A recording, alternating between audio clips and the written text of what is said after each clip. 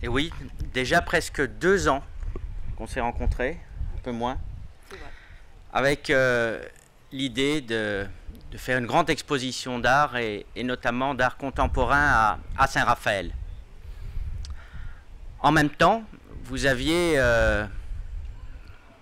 avons échangé sur un anniversaire qui était les 60 ans de l'indépendance d'Algérie, qui concerne un certain nombre important habitants de Saint-Raphaël ou encore de toute l'agglomération, les rapatriés, les pieds noirs, et nous avions souhaité rendre hommage pour mieux les comprendre, car 60 ans après, lorsqu'on échange avec eux, avec leur descendance, on ressent encore beaucoup de douleur, beaucoup de nostalgie par rapport à ce déracinement de leur pays, de la colère.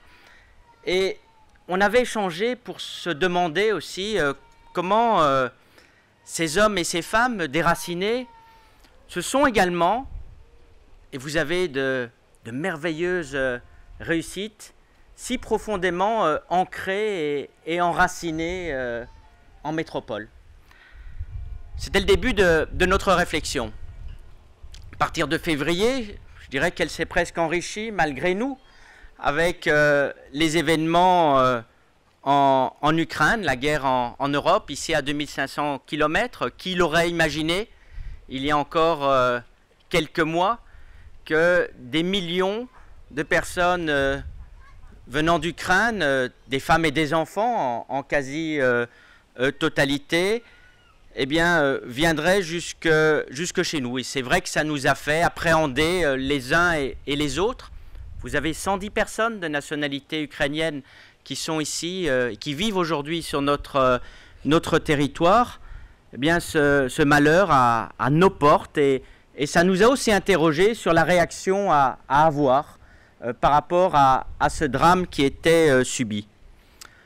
On a approfondi la réflexion. C'est vrai que l'exode fait partie de l'histoire humaine, depuis la préhistoire en quelque sorte, l'homme ayant une logique de territoire, le plus faible étant souvent amené à céder la place et en retrouver une autre. L'exode célèbre dans la Bible, évidemment, avec le peuple hébreu et Moïse, et cet exode provoqué par les guerres, la famine, la pauvreté, les conflits politiques et religieux. Et ce qui est moins connu, bien que ça existait, y compris au temps de l'Antiquité, les exodes climatiques qui tendent à s'amplifier, notamment depuis ces dernières années. On a constaté aussi que chaque génération avait connu son exode, et on en avait des traces ici à Saint-Raphaël. L'exode du peuple arménien en 1915, ce sont les jardins d'Arménie avec le Kashgar. C'est l'exode des Russes blancs en 1917 et l'église orthodoxe que nous avons également ici. C'est l'exode évidemment de 8 à 10 millions de Français en 1940, avec des centaines de milliers d'orphelins aussi à cette époque. L'exode juif, le navire l'Exodus, les exodes vietnamiens, les exodes en Afrique subsaharienne, en Érythrée, en Syrie, au Kurdistan ou encore en Irak. Donc chaque génération et chaque peuple a eu à connaître et à rencontrer ces exodes. Alors l'exode, ce n'est pas un voyage évidemment, c'est différent de l'exil, bien qu'il se caractérise avec l'idée de déracinement. Et ce qui en est ressorti, c'est qu'à travers les exodes, on avait une réflexion sur la liberté. Elle est contrainte au départ, on doit partir, mais la liberté de choisir aussi un nouveau lieu de vie, et puis un choix vital, puisqu'on le fait uniquement par nécessité. On a poursuivi la réflexion et on s'est dit que ces exodes, ça en dit beaucoup sur l'autre. Et on réfléchit toujours aussi par rapport à l'autre, à la souffrance, à la compréhension que l'on croit pouvoir en avoir. Et puis l'exode, quand on va un peu plus loin, ça en dit aussi sur nous-mêmes et sur notre capacité d'accueil. Et on a déjà eu l'occasion d'échanger lors des premières conférences qu'on a eues sur l'indépendance d'Algérie, sur l'accueil. Il suffisait de reprendre les propos de Gaston Defferre à l'époque. Il faut mettre les pieds noirs à la mer. Un autre, Louis Jox, ministre du général de Gaulle, vous disait pourquoi ne pas les envoyer à Madagascar. C'était comme ça les réactions qui ont pu avoir lieu face à des exodes massifs. Les personnes qui viennent n'ont pas et sont souvent mal accueillies, pas accueillies ou rejetées. Alors, comment en parler? Comment en parler librement? Comment en comprendre? Et puis comment en débattre? Échanger?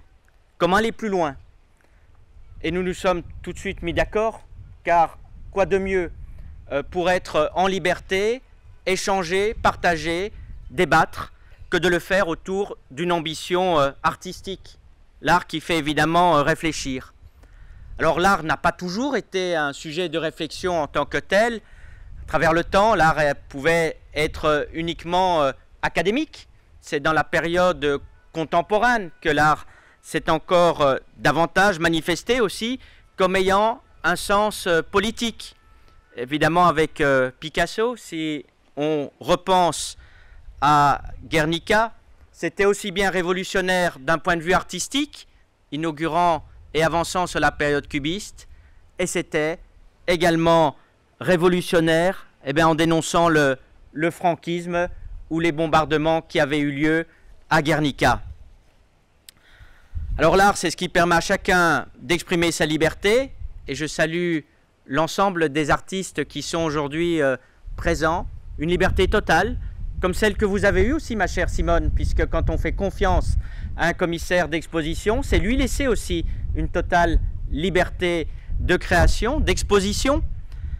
Et l'art, c'est ce qui nous permettra de vivre chacun d'entre nous, chacun d'entre vous, je l'espère, avec beaucoup d'émotions et de poursuivre des échanges qu'on peut avoir dans le cadre de nos conférences.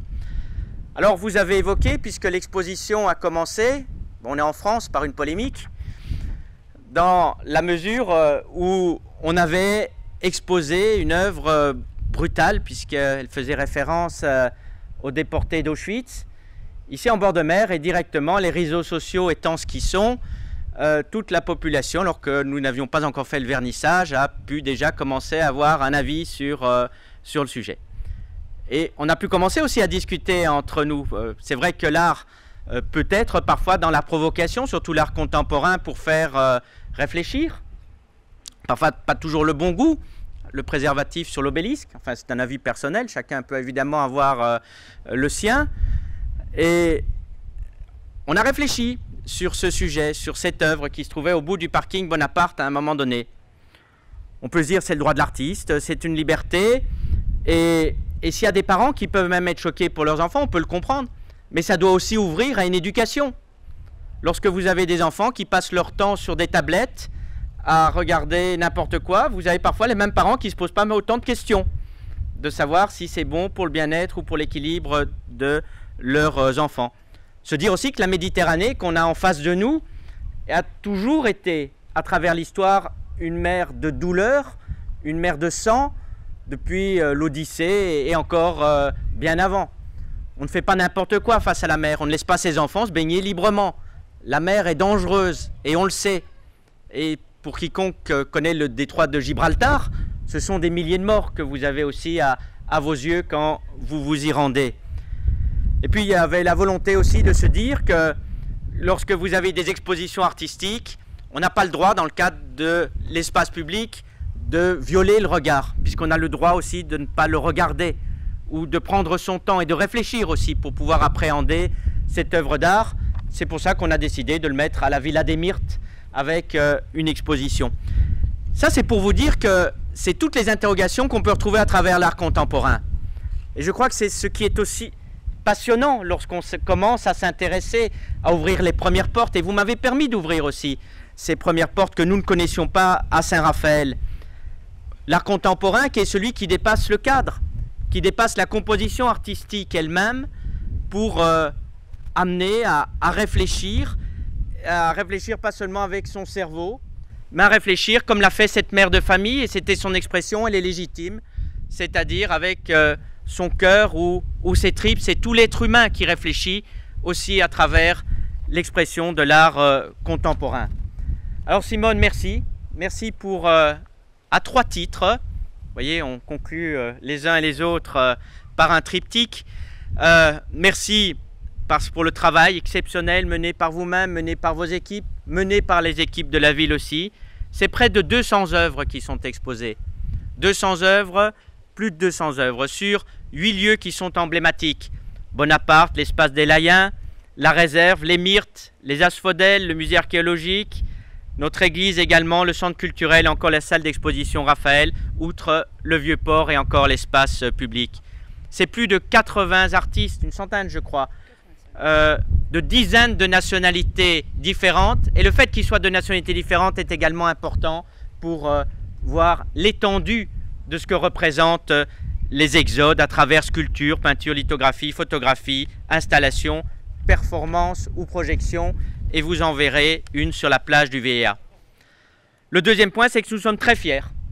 On est très fiers dans la mesure où par le choix de cette exposition, c'est une façon de redonner de la dignité à chacun, de redonner à ces hommes et ces femmes qu'on ne voit souvent qu'à travers des images rapides, volées, dans le cadre de reportages télévisés ou ces enfants contraints de se déplacer, vont nous redonner aussi à nous-mêmes de la dignité en nous mettant face à ce qui est nos choix, à nos libertés, à notre humanité, tout en n'ayant pas des postures ou des positions qui soient déterminées.